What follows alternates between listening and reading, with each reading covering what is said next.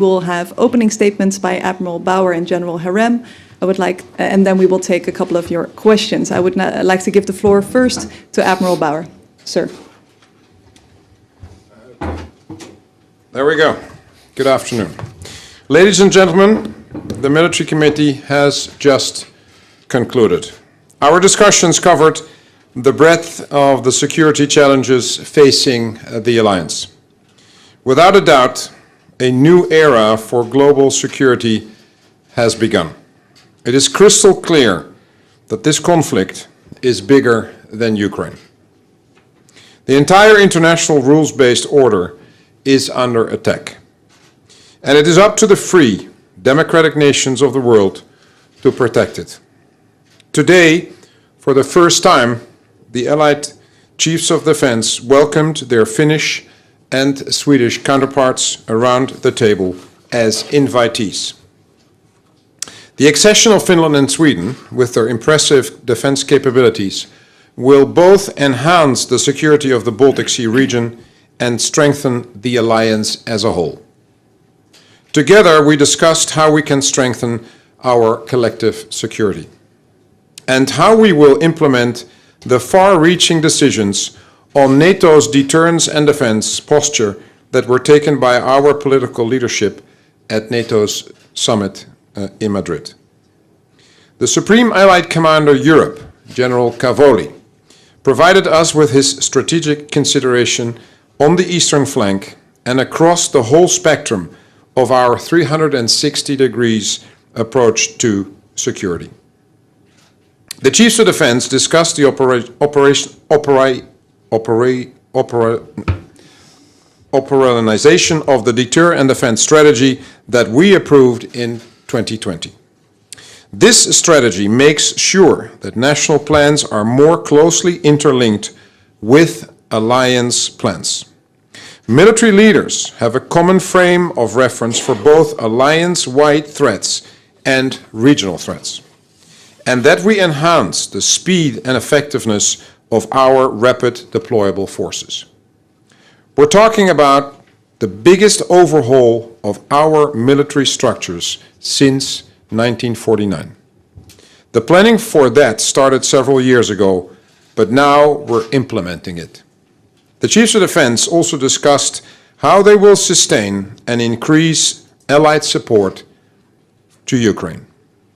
The ammunition, equipment, and training that allies and other nations are delivering are all making a real difference on the battlefield. With its successes on the ground and online, Ukraine has fundamentally changed modern warfare. NATO will support Ukraine for as long as it takes. Winter is coming, but our support shall remain unwavering.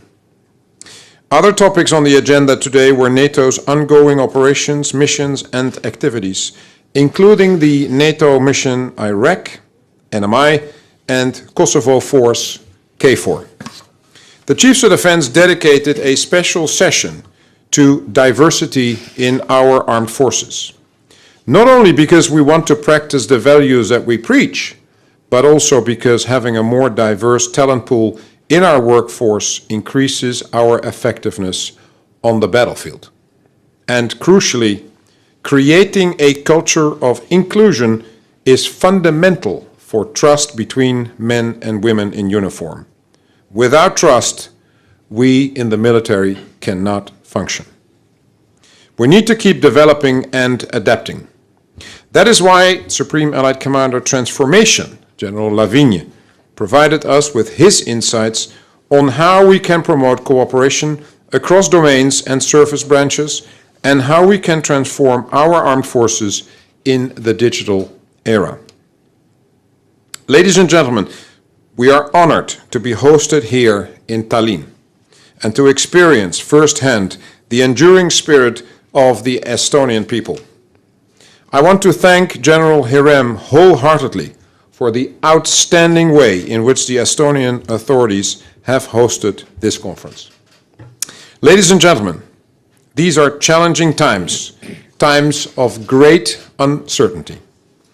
But we as allies are strengthened by the knowledge that there are 3.2 million servicemen and women, soon to be more, who will do whatever it takes to protect every inch of Allied territory and every single one of the 1 billion citizens who live on Allied soil.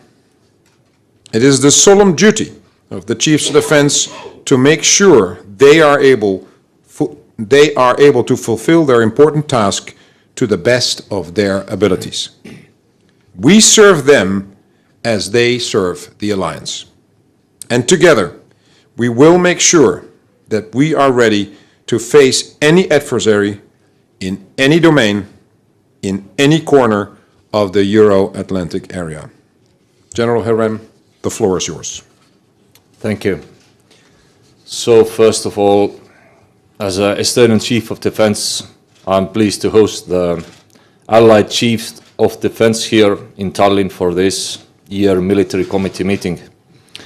And of course, I am happy to welcome the Finnish and Swedish Chief of Defense at this conference. Their accession to NATO will improve the coherence and unity of effort of the Baltic Sea region defense and will also strengthen the alliance as a whole. Throughout our discussions today, we have all shared the understanding that we are facing a dramatically changed security environment.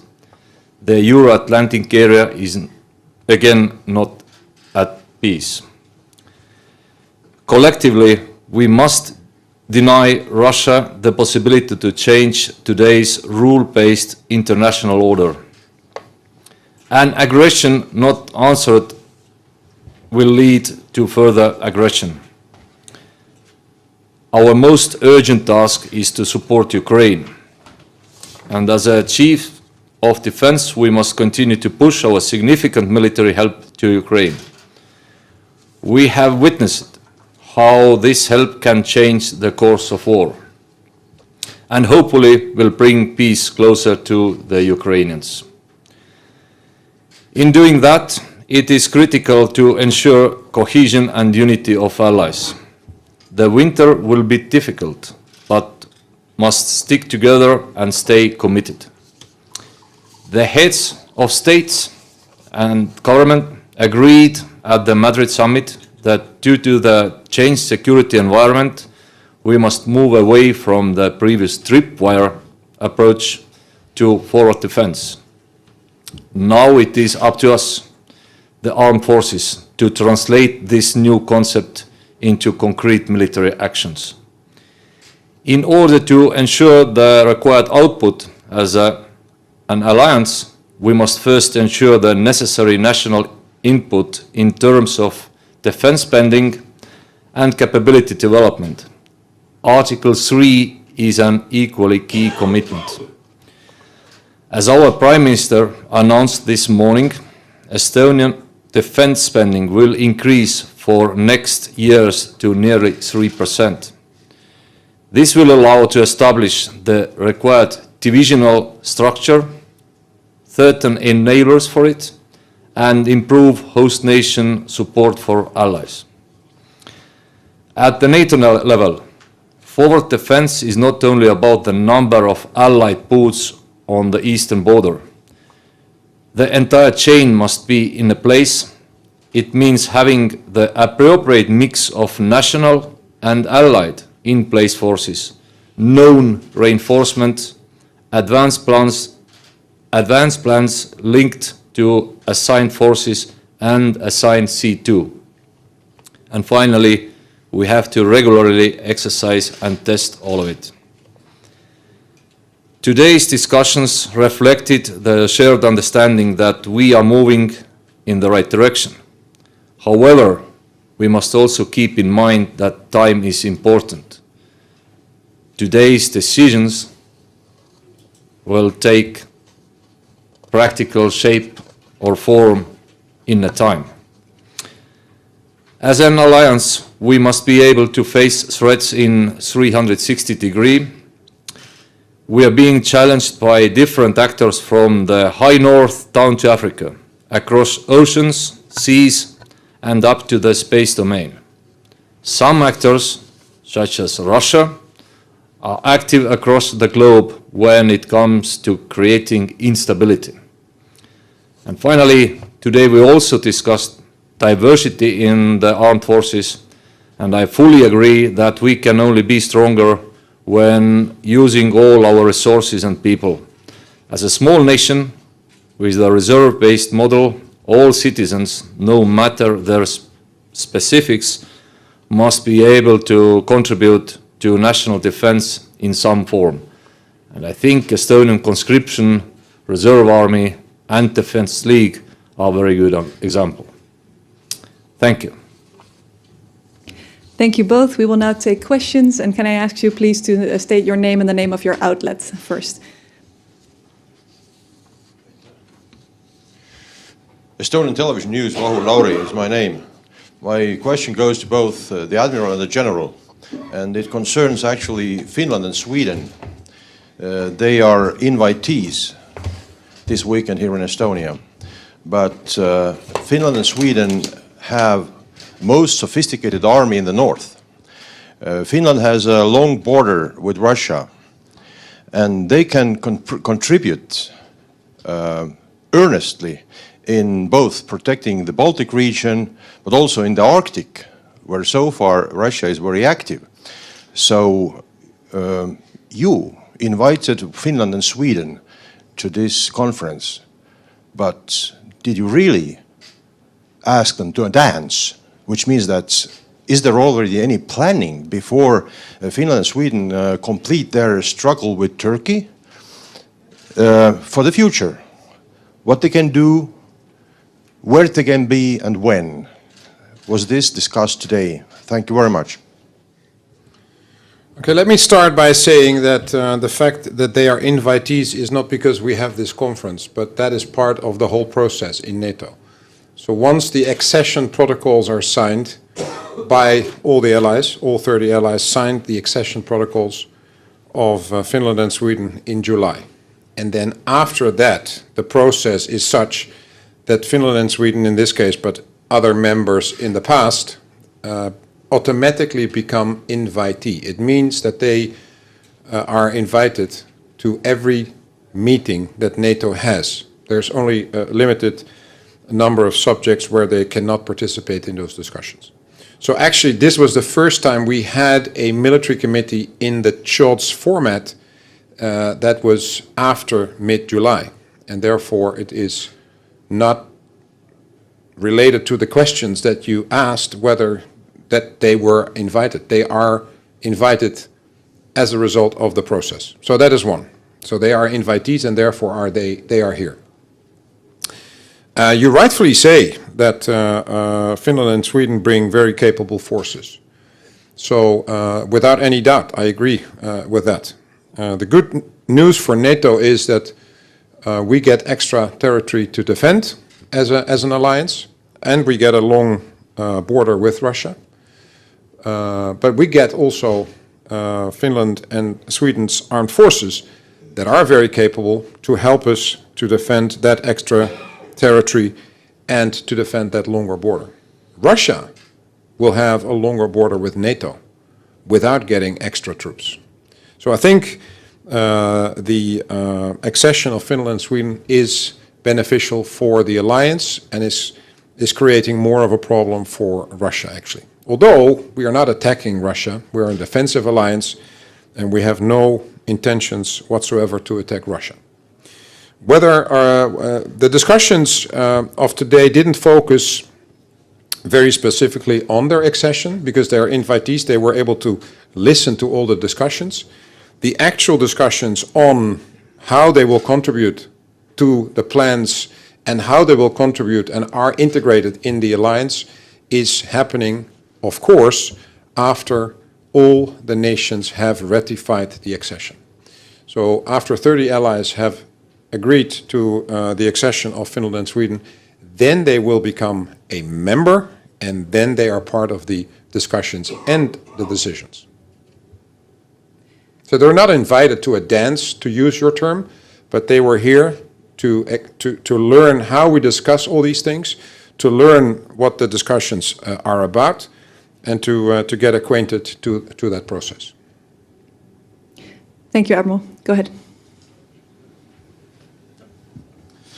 Thank you. Patrick Tucker from Defense One. I wonder if either of you could talk a little bit about how the discussions went today in terms of helping alliance members to meet the commitments that were put out in Madrid, particularly in terms of bulking up the eastern flank, some of the logistics discussions about how that can happen better or quickly, or possibly challenges that members brought up. Thanks. I can talk about this in general, and maybe General Hillrem can say a little bit about Estonia. One of the discussions and decisions in Madrid has been the formation of the 8 battle groups along the eastern flank. And the implementation of that is ongoing. It means that the nations that have promised to support those 8 nations are now talking to the nations and to the Supreme Allied Commander Europe how and when and how these troops come in, what they will bring, and how the nations that are receiving them can actually properly receive them. Because sometimes the host nations need to do certain things to make sure that they can actually receive the troops, receive extra ammunition, receive extra vehicles, and make sure that they can allow and have the facilities for those additional forces to train, for example. So that is an ongoing process. There is not any particular problem at the moment, which was discussed. Some of these things take a bit of time. It doesn't happen overnight. So it is a question of identifying the forces in the sending nations. It is identifying the host nation support for the receiving nations, and then to make sure that the two are matched in a way that when the forces come in, that they are that the nation is able to receive them. So I think it was discussed in a way that everyone is extremely positive about it. The one thing that we discussed is that at some stage you will have to also show that it works. And because part of the outcome is that the battle group has a certain size in the normal state, and once there is indications and warnings that the threat goes up, you can increase that force to a larger formation. And actually, we have agreed that in the coming year, there will be a number of exercises so that we can actually show the countries, but also our publics, that that process is actually working. So I think that is one of the outcomes of today. Yeah, I think countries made their suggestions how to move on. We did it, of course, on a different level of details. And the SACEUR, for example, can use all these ideas in further planning. When we talk, for example, about Estonia, then Estonia presented the idea to reorganize Estonian defense forces, part of our structure, to the divisional structure, which should make all kind of NATO reaction before day 0, during day 0, and after that much faster and understandable. So, like I said, obviously SACEUR, who is already informed about that, will take all these ideas and will use in next days or in future planning. Because part of what is ongoing in in the next months is that we are still working on the further detailed plans in how to deter and defend against the two threats, Russia and the terror groups. And of course, that requires a lot of thinking, and in practical terms, it needs, the outcome of that is that you will basically have the number of capabilities and troops that you require to do that properly. And then there's a discussion between NATO and the nations who is doing what of what is required to be done. But it's also good for you to understand that a meeting like this today there's a set of sessions where we were talking with the 30 and 32 and plus the invitees about all the topics in the group. And then there is always a number of moments set aside to make sure that there is bilaterals, so that the chiefs of defense of the different nations can talk to one another on specific topics. So, for example, when it comes to these battle groups, I saw a lot of chiefs of defense talk to one another when they, for example, were planning and talking about the setup of the forces that they would send to one of the 8 battle groups to make further agreement, to discuss what was necessary. Thank you. Reuters. Andres Sidas, Reuters. I have a question for both Admiral and General. Admiral Bauer has just said that NATO will support Ukraine all the way, and that the equipment NATO's countries are providing leading to its successes. Has Ukraine proved its ability to succeed in the battlefield, and as the further mass graves was found in previously Russian-occupied territory, is it not time for NATO countries to provide a better quality equipment to Ukraine, such as Western-built main battle tanks and Western-built infantry fighting vehicles? First and foremost, NATO is supporting Ukraine with a package of non-lethal assistance. That was one of the decisions in Madrid. And then allies, but not only allies, also other nations. For example, when it comes to, there's a separate meeting a couple of weeks in Ramstein, where 50 nations, so that is 20 nations more than the alliance or the allies, come together and talk about how to support Ukraine to continue their ability to fight. And in the beginning, I think there was an emphasis on Soviet-type weapon systems because it was the easiest for the Ukrainian to basically receive and immediately operate with. And that's logic. Now, we are now in a phase where more and more Western systems are being handed over to Ukraine, but that also requires training. And that is also something that is ongoing. So forces are trained to actually be able to operate the weapon systems that they have received, but also to maintain it. So it is not only operate with it, but also if you use it in an environment of a war, things need maintenance regularly. So that is the sort of thing that is ongoing. And I think you will see more and more that the Soviet-type weapon systems that were still available in NATO, in some of the NATO countries, are basically gone. And so more and more it will be Western weapon systems that are being given to Ukraine. So it's an automatic process, basically. Yeah, if I may, I think it wasn't our main topic. So I would like to step aside from today's event and say, of course, they need more support, and sooner they liberate these occupied areas, better it is. Because today we see that even in deep area where the occupation is happening, and maybe there are not happening very intensive battle, so it's peaceful occupied area, the Russia is murdering and torturing continuously. So we may think that some towns which are not in battles, it's an environment where people can live, but actually not. We find more and more graves with hundreds of people killed. So again, outside from this event, I say yes, we should give, because that wasn't really a main topic today. Thank you. Yeah, you said that the war in Ukraine has changed fundamentally modern warfare. Could you give a bit more specific examples of things that maybe will be already taught at military academies due to the lessons learned from there?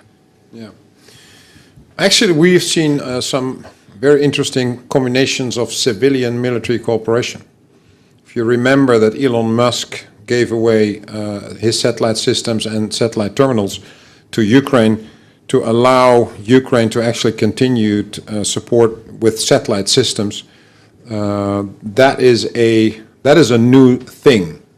That is a new thing in modern warfare, where there is a combination of governments and non-governmental organizations. In this particular case, a private company. The other thing is that the Ukrainians have been very creative with with the use of the weapon systems that they had been given. They use them in a way sometimes that we actually do not normally do. So there is systems that are normally used at sea that are now used on land vehicles and then used from those land vehicles to basically target ships of the Russians at sea. So those are things that are very interesting to see, and other than the other thing that has happened is that the training of NATO over the 8 years and of a number of allies since 2014 basically assured that the Ukrainian army changed its way of fighting from the older Russian style that we see in Ukraine at the moment to the more modern way of warfare that we see fit when it comes to that, and that is, for example, mission command. And it requires it means that you tell your soldiers why they are fighting, you tell your soldiers what they need to achieve, and then you leave the how to as low tactical level as possible. And that is something that the Ukrainians have been very successful. You actually see with, for example, the Kharkiv offensive, that very low tactical units, like a platoon, that's a group of 30 soldiers with a young lieutenant in charge, are taking the initiative, responding to a changing situation in the battlefield, where the Russians are basically waiting for orders from higher command before they can actually respond to that. Thank you. And we have time for just one more question. Go ahead. Greta Volmer from Delphi. I have a question for General Herem. You have said before that Estonia's priority is not a permanent United States base in Estonia. So are you or is NATO still holding the opinion that a new permanent base in Estonia is not needed? Thank you. So first of all, we must find the balance between in-place forces and forces which may come here, which are exercising the deployment here. So, and then we have to find out how many additional permanent military bases we need here. But yes, I can say that I don't think we need brigade-size units permanently here in Estonia. I don't think it's efficient. I would prefer many other capabilities, including brigade-size units, which can be deployed to Estonia very quickly. But most of the time, they can stay there where they have their families, their own environment, and all this. But of course, if the threat is growing, that's the whole idea, then more troops are deployed here, and who knows how long it takes. In this case, the temporary may last like years. But right now, our first plan should be to find the balance between in-place forces and reinforcement. I agree with that completely. And although you didn't ask a question to me, let me add, because this is important, that people understand why the military answer to these sorts of questions is that we actually think the best option is to have a lot of flexibility. And if you have fixed forces in all the countries, for example, then the enemy, your opponent, will always look where there is a weak spot, and they will attack there. And then you have to respond to that attack with forces that are available and not fixed in all sorts of places. So the combination of the battle groups that we have now and forces behind that to basically bring to the front, so to say, if that is the front, that is what militarily is the wisest thing to do. Thank you all. The next Military Committee meeting and Chiefs of Defense session will be held at the beginning of next year. I want to thank you for your coming here. Thank everybody online for following this, and we wish you a pleasant evening. Thank you. Have a good evening. Bye-bye.